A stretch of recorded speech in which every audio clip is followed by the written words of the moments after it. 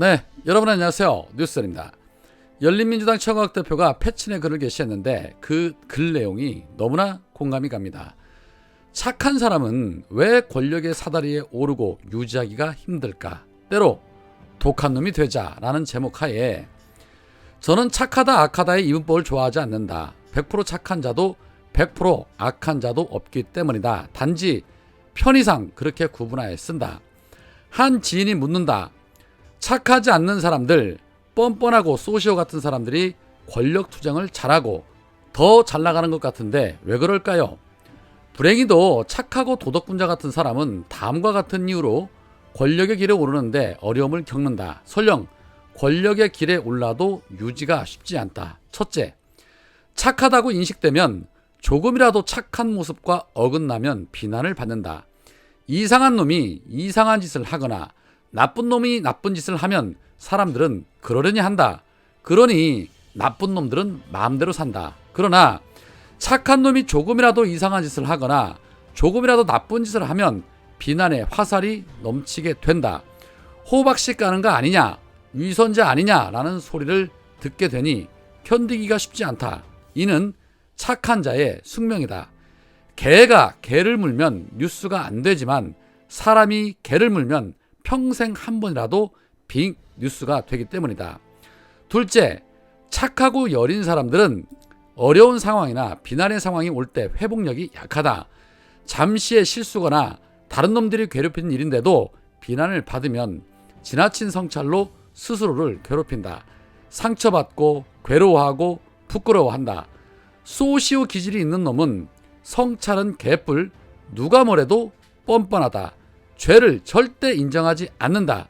기억나지 않는다고 한다. 상처받지 않는다. 오히려 반격한다. 적반하장이다. 드러나도 진심의 사과를 절대 하지 않는다. 부끄러움이 전혀 없다. 다시 또 나온다. 이러니 아이러니컬하게도 회복력과 생존력이 강하다. 착하고 여린 사람은 못 먹고 못 자고 혼자 숨고 극단적인 생각을 하며 괴로워할 때 악한 놈은 잘 먹고 잘 자고 잘 돌아다니고 잘 산다. 그럼 어떻게 하라는 말인가? 착한 것을 포기하고 나쁘게 살라는 말인가? 물론 너무 나쁘게 살면 신뢰도 잃고 감옥에 가기도 한다. 그렇게 살 이유는 없다. 선택의 문제이지만 야심이 있다면 착하되 때로 독한 놈이 될 필요가 있다 해서 독한 놈이 되려면 틴포텟 전략을 준수한다. 평상시에는 먼저 베풀고 착하게 살지만 나를 배신하거나 이용하거나 함부로 하려는 놈에게 단호한 모습을 보인다. 세게 나간다. 함부로 건드리면 안 되는 놈임을 보여준다. 두 번째, 지나친 자기 성찰과 자아 비판, 자책에서 벗어난다. 성찰에 대한 책도 읽지 말고 강연도 듣지 마라. 때로 뻔뻔해진다. 괴로워야 할 놈은 당신을 괴롭히고 악의적 비방을 하는 놈이지 당신이 아니다. 세 번째, 착하고 도덕군자 같은 사람으로 보이려고 애쓰지 않는다. 불행히도 그렇게 보이기를 애쓸수록 작은 실수에도 남들에게 비판받을 가능성이 높으며 스스로도 쉽게 죄책감을 가지게 된다. 욕망은 감출수록 위선자가 되기 쉽다. 조선시대도 아닌데 왜 그 가치에 매여 있는가? 마음은 욕망을 추구하며 왜 겉으로 초월하듯 폼을 잡는가? 범죄가 아닌 한 욕망과 약점을 건강하게 표출하라 라고 말씀하셨습니다. 이 외에도 장문의 글을 통해 정말 좋은 말씀을 해주셨는데 많은 것을 생각하게 하고 교훈을 주는 말인 것 같습니다. 나쁜 놈들은 자연스럽게 독하다. 그러나 불행히도 착한 사람은 대개 마음이 여려 자연스럽게 독하지 못하다. 그러므로 의식적으로 이러한 훈련을 해야 한다라는 말씀까지 덧붙여 주셨는데 지금 우리에게 너무나도 필요한 그런 말인 것 같다는 생각이 듭니다. 오늘 이재명 후보와 윤석열이 윤봉길 의사 89주기 추모식에 나란히 참석을 했습니다. 보신 분들 많으시겠지만 밤새 또 술을 마셨는지 윤석열은 행사 도중 숙면을 취하는 모습을 연출을 했습니다. 과거 황교안의 모습이 또 고스란히 연출된 겁니다. 피곤하면 집에서 푹 쉬면 될 것을 와봐야 누가 반겨주는 사람도 별로 없는데 꼭 이렇게 공개석상까지 나와서 술꾼임을 티를 내고 싶은가 싶습니다. 태도 하나하나, 말투 하나하나 정말 품격이라고는 일도 없어 보입니다. 오늘도 윤석열은 김건희 문제에 대한 질문 공세에 또다시 뻔뻔함을 보였습니다. 앞서 사과문 읽을 때에 잔뜩 화가 난 음성으로 이유여하를 막론하고 미안하다라고 혼자 떠들고 내려갔기 때문에 어제도 기자들이 김건희 허위 이력을 인정하는 것이냐라고 묻자 노코멘트 하겠다라고 하더니 오늘은 대놓고 또다시 적반하장으로 나왔습니다. 본 모습은 속일 수가 없는 것이죠. 오늘도 기자들이 비슷한 질문을 쏟아붓자 제가 제처에 미흡한 부분에 대해서 국민의 비판을 겸허하게 받아들이고 사과를 올렸습니다만 민주당의 주장이 사실과 다른 가짜도 많지 않습니까? 그런 부분들은 여러분들께서 잘 판단해 주시고 라는 말을 했습니다. 자, 이 말인즉슨 사과를 한 것은 그냥 여론이 시끄러우니까 지지율이 떨어지니까 사과를 하는 척 한 것뿐이고 민주당에서 제기하는 것들 사실상 가짜 아니냐라면서 알아서 판단해라 라는 소리입니다. 윤석열이 왜 저러한 태도를 일관하는지 그 이유를 알 것 같습니다.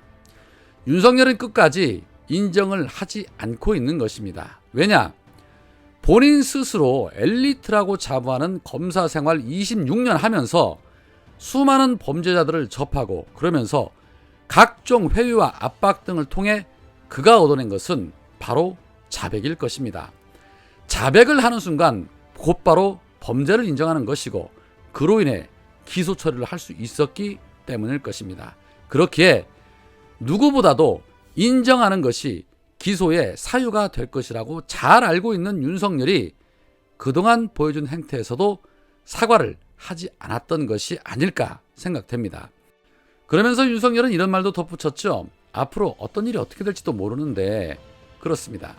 앞으로도 계속 터져나올 것이라는 걸 잘 알고 있다는 것이죠. 어제 터져나온 삼성플라자에서 전시회를 했다는 것도 증언자의 증언과 계속해서 상반되는 입장이 이어지고 있습니다. 한겨레가 단독 보도한 내용에 따르면 당시 삼성플라자 갤러리 관장이었던 이용복 씨는 김건희나 김명신이란 이름의 작가가 전시한 적이 없다. 기억에 전혀 남아있지 않아요. 라며 잘라 말했다고 합니다. 김건희는 삼성미술관 기획전에 참가했다던 허위 경력이 드러나자 2003년도 분당 삼성플라자 갤러리에서 전시했던 것이라고 당시 삼성플라자 내부 갤러리를 삼성미술관으로 불렀다고 해명을 했는데 결국 이 해명도 거짓말로 드러난 것입니다.